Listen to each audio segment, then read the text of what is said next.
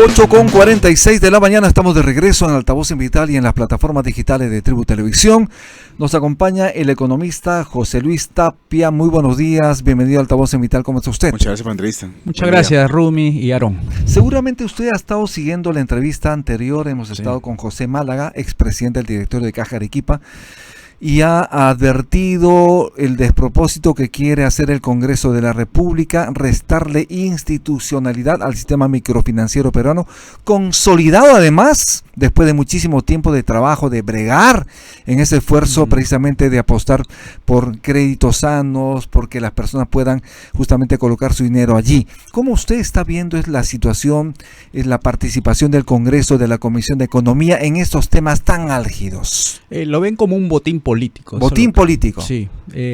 Ustedes saben, por lo que hemos escuchado ahorita, las declaraciones del señor anterior, que los interesados son dos congresistas que tienen alguna relación con ese tema, o sea, conocen el tema, saben por dónde deben atacar para justamente lograr ese control político del crédito, ¿no? Porque estamos hablando de varios millones, supongo, de soles, más o menos está 300 millones las utilidades de las cajas, frente a los 10.000 millones de bancos, ¿eh? O sea, proporcionalmente no es mucho, ¿no? Pero sí son 300 millones que lo puede ir colocando a nivel, los créditos a nivel del mercado de pymes. ¿Sería una norma con nombre propio, porque estarían buscando ser directores, posiblemente presidentes de algunas cajas municipales, si es que esto se aprueba?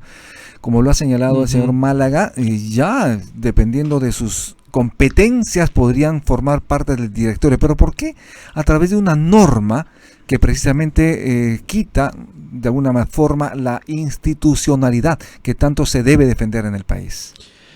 Mire, las cajas municipales son de propiedad del municipio, para comenzar. Claro.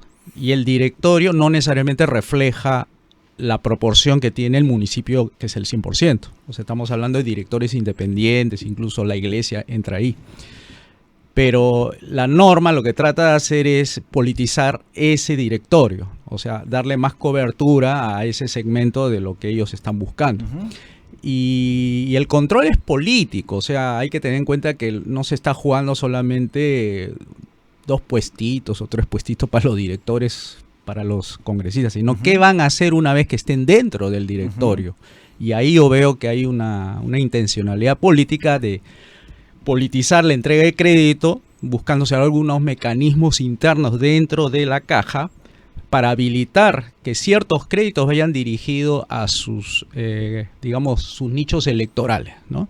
Para tener votos a favor y ellos sean reelegidos en el futuro. O sea que no es poca cosa, porque es dinero del público, y es peor todavía, ¿no? Efectivamente. 10 millones de clientes, ¿no? Sí, y además tienen 10 millones de votos por ahí. O sea, sí, definitivamente. Yo creo que ahí tiene que ver algo relacionado a proselitismo político también. Sí. La labor de los bancos, siempre se señala que existe un oligopolio en el Perú. ¿Existe o no existe un oligopolio en el sistema Sí, financiero? son 17 bancos, es poco para lo que necesitamos. Pero además 4 son los que dominan el mercado. Claro, además. 4 concentran 75% aproximadamente del crédito. ¿Y este tipo de oligopolios le hacen daño, digamos, a una economía como la peruana? Sí, hay que explicarle a las personas. Un mercado competitivo implica de que cualquiera puede entrar al mercado a competir y un oligopolio no. Y eso es lo que tenemos ahorita. Los bancos están amparados bajo la ley 26702, igual que las AFP. Y hay pocos. Así como hay pocas AFPs, también hay pocos bancos. Proporcionalmente es así. En Panamá, 4 millones de habitantes tienen 65 bancos. Y nosotros tenemos 33 millones de habitantes y tenemos 16 bancos. O sea, ya te da una idea por lo menos de que algo no está bien, porque no está el mercado muy abierto, al menos en la cuestión bancaria, y por eso tenemos 4 bancos que van a defender a rajatabla ese 26702. Efectivamente. Sí. En buena hora que los bancos tengan utilidades, eso le da, eso es sano. En buena hora que generen riqueza. Sin embargo, no a costa de los propios usuarios de este sistema financiero. Como sabe perfectamente, hay comisiones leoninas, hay comisiones por encima de 40, 50, 60%. Pobre MIPE, pobre microempresario que quiere hacer un emprendimiento y tiene que pagar muchísimo por un crédito que le entregan los bancos. Pero más allá de eso, hay costos abusivos también que tienen que pagar por por la tarjeta porque te pasaste un día en tu fecha de pago, por ejemplo, y otros más. Eso va en perjuicio, obviamente, del consumidor que va a empezar a desconfiar en este sistema. ¿Cómo hacer para poder de alguna manera revertir esta situación? Bueno, lo que yo siempre digo, ¿no? Para estos casos de anomalías del mercado es hacer reformas políticas, reforma económica, que se traduce en libre mercado al final, ¿no? Achicar el gobierno, desregular la economía, quitar impuestos, entre ellos derogar la ley de bancos, que es una de las leyes, de las miles de leyes que hay que derogar, porque es una anomalía.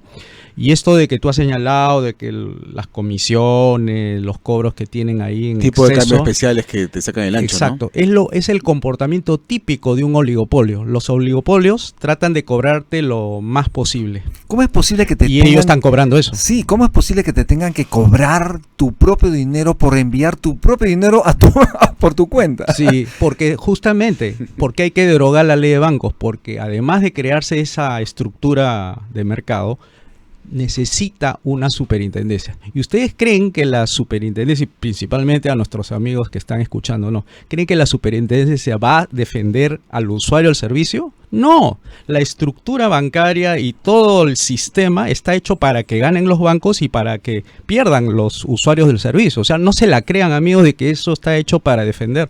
Pregunten nomás cuánto de todos los casos presentados de quejas contra el usuario, cuántas le dan la razón al usuario y cuántos le niegan al usuario, y van a ver que la proporción es bastante baja de la aprobación, ¿eh?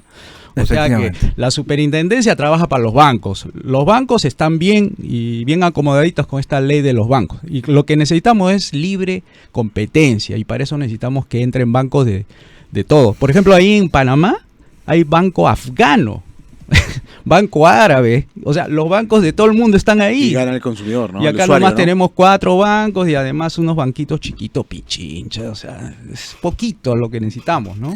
Y justamente nuestro invitado anterior señaló que hay cajas municipales que son más grandes que algunos bancos. Lo concreto es que se tiene que dinamizar el sector, tiene que abrirse la cancha para todos, poner la cancha plana, donde se le permita también a otros jugadores de peso pueda ingresar al país. Pero ¿qué condiciones? Este oligopolio, ¿no? Exacto, quebrar este oligopolio y que de alguna manera sea el usuario quien gane precisamente los beneficios de la libre competencia. Sí, porque ¿cuál es el beneficio cuando se propone esto? Es justamente que las tasas de interés bajen porque hay más competencia en el mercado. Pero ahorita está todo cerrado, las tasas de interés es alta, nos quejamos de las comisiones, que es normal en un oligopolio tratar de cobrarte lo más posible. Si no es por comisiones, será por otro, incluso hasta el seguro de desgravamen, que fue una campañita, exacto, que se vio ahí que estos ni siquiera eran los propios que generaban el seguro, sino eran intermediarios de los seguros. De dólares, ¿no? Y de soles a la misma persona, ¿no? Sí, entonces eso demuestra pues de que hay un abuso contra el usuario, y para eso necesitamos el libre mercado, ¿no? Y además, si tienes una tarjeta de crédito, te cobran la membresía como si fuese un club privado. Es correcto, así es. Van a seguir abusando mientras se mantenga esta situación como está, y si no abrimos ese mercado, derogando las leyes, entre ellas la ley de banco no es la única, pero se comienza por ahí, vamos a tener estos abusos para siempre. Y es necesario también abrir este debate, ¿no? Evidenciar este oligopolio que yo, por ejemplo, digo, la ley que hay que derogar es la 26702. A ver, que digan que es una ley que favorece al usuario, que genera la libre competencia, que baja las tasas de interés, que hace más competitivo el mercado. A ver, que me demuestren que es así, para no derogarlo. Si se deroga esta norma, en todo caso, algunos dirían que ahora no estamos entrando a la ley de la selva, tiene que haber cierta regulación. La regulación la va a hacer el Poder Judicial, y ahí necesitamos la otra reforma, la política. Porque ahorita la superintendencia no lo va a defender al usuario. Quien va a regular el comportamiento abusivo, por ejemplo, se va al Poder Judicial. Pues claro, por eso reforma el Poder Judicial, porque con el Poder Judicial que tenemos le va a dar la razón a los bancos, no nos va a dar razón a los usuarios. Entonces hay que hacer una reforma, hay que volar cabezas ahí en el Poder Judicial, a los corruptos, todo eso.